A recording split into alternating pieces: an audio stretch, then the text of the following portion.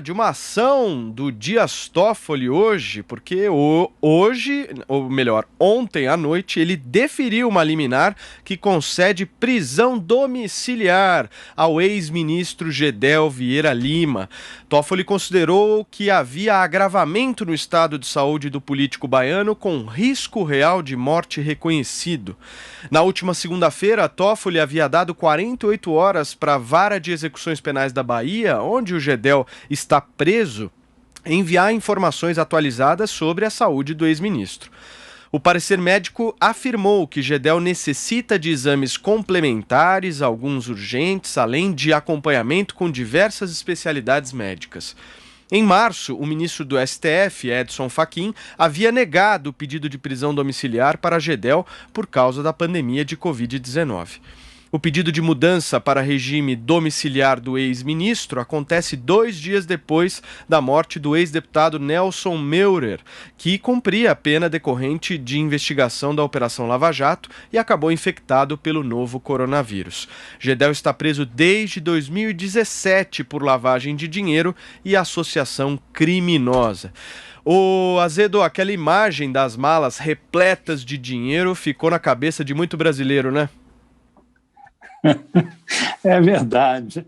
É impressionante, né? Mas o fato é que a morte do deputado lá em Curitiba, do Nelson Meurer, ela, de certa maneira, teve alguma influência nessa decisão, porque o Fachin havia negado um pedido idêntico, né? E ele acabou com o coronavírus e morreu. E tem também outro precedente, que foi a concessão de prisão domiciliar para o Queiroz, também com o mesmo argumento de que ele faz tratamento de câncer, de que ele corria risco de pegar a Covid-19. Então, isso acabou sendo utilizado aí pelo advogado do Gedel. Só que ninguém tem a quantidade de mala de dinheiro no apartamento que o Gedel tinha, né?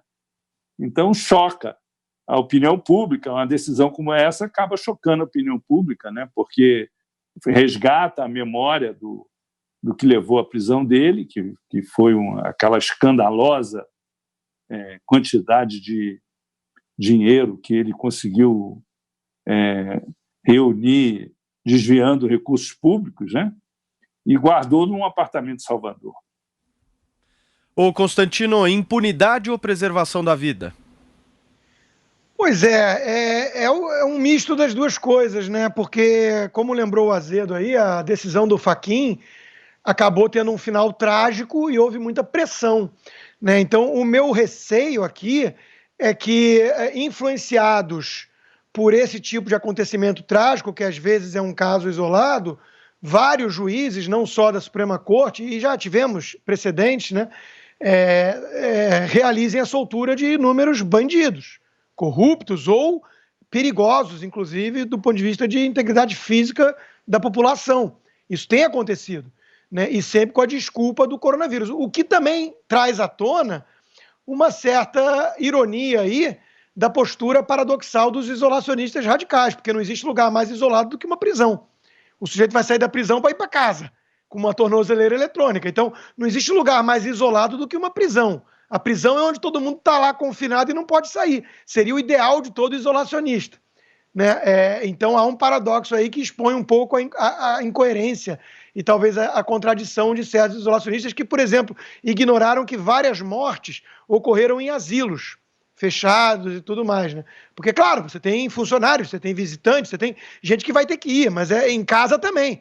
Tem gente que tem que trazer a comida não vem por drone, e mesmo se viesse por drone, alguém colocou no drone, né? Então, a paranoia e a histeria de certos isolacionistas radicais fica em xeque na hora que eles acabam defendendo a soltura de bandidos por conta do argumento do coronavírus, né? Então tem que tomar cuidado para não servir de pretexto, mas é óbvio que a morte do Meurer e o que isso causou ali de críticas ao Fachin, como se fosse um insensível, né? Isso aí repercutiu. E também serve esse caso do Gedel para a gente lembrar da magnitude dos roubos, né? Que as pessoas esquecem às vezes, estão focando aí talvez em Não que não seja crime se cometeu, que seja punido, não só ele, mas todos. Mas estão preocupados aí com rachadinha que ocorreu antes, no governo lá, como deputado ainda, do Flávio Bolsonaro, que não tem nada a ver com o governo Jair Bolsonaro, né? Que movimentou 1.200.000, que pegou ali o COAF, né? Só o petista lá tinha movimentado 50 milhões. O Gedel foi preso com 51 milhões em cash, em espécie, né? Então as pessoas esquecem, às vezes, a magnitude. Tem muita gente aí saudosista da era do Brasil pré-Bolsonaro, acho que esquece o que tinha, né, no lugar. O Josias Toffoli quis preservar a vida do Gedel, mas corrupção também mata, né? Corrupção mata e mata muito, né? Mata metaforicamente, quando, por exemplo, tira dinheiro da educação, e aí mata o futuro das pessoas, e mata na prática, né? Quando tira dinheiro do sistema de saúde. Há uma recomendação, né, do Conselho Nacional de Justiça prevendo a concessão de prisão domiciliar provisória para presidiários submetidos ao risco de contágio do coronavírus. O ministro Fachin, que é o relator desse caso do Gedel no Supremo, tinha negado esse benefício. Você falou em março, Paulo, mas eu acho que foi mais recente, foi no mês passado, faz uns 20 dias que ele negou. Mas o fato é que tinha negado, não importa quando. O Dias Toffoli, que dá as cartas agora no plantão do Judiciário, avaliou que as condições de saúde do Gedel justificavam esse refresco. Recebeu notícias lá da Bahia e fez essa avaliação. O Toffoli agiu, como já foi realçado, sob o impacto dessa morte do ex-deputado Nelson Meurer, que estava preso lá no Paraná e morreu de Covid depois de ter um pedido de prisão domiciliar negado pelo mesmo Fachin. Nesse contexto, pode-se até, no limite, considerar aceitável que o Toffoli tenha enviado o Gedel para casa. O que não é aceitável, o que é inaceitável, é que uma legião de presos pobres não tem esse mesmo tipo de atenção. A maioria não dispõe nem de advogado para lembrar as pessoas que existem. E o que não falta é condição inóspita nos presídios brasileiros e gente doente. E é preciso verificar agora que o Gedel retorne para a cadeia depois da pandemia, porque essa exceção aberta pelo CNJ, ela vale, salvo engano meu, até 17 de setembro. Então não dá para conceder o refresco e depois esquecer que o sujeito foi para a prisão domiciliar. E vale a pena recordar que por que o Gedel está preso, né? Ele amargou aí, na primeira instância, uma investigação de monstruário. O caso subiu para o Supremo porque um irmão do Gedel era deputado federal, mas foi graças aos rigores de um juiz da primeira instância, Valisley de Souza, aqui de Brasília, que esse processo chegou ao Supremo muito bem fornido, amparado ali por um trabalho muito eficiente da Procuradoria, da Polícia Federal. O juiz ordenou a operação de busca e apreensão, que resultou no estouro do bunker em que o Gedel entesourava lá em Salvador os 51 milhões de reais.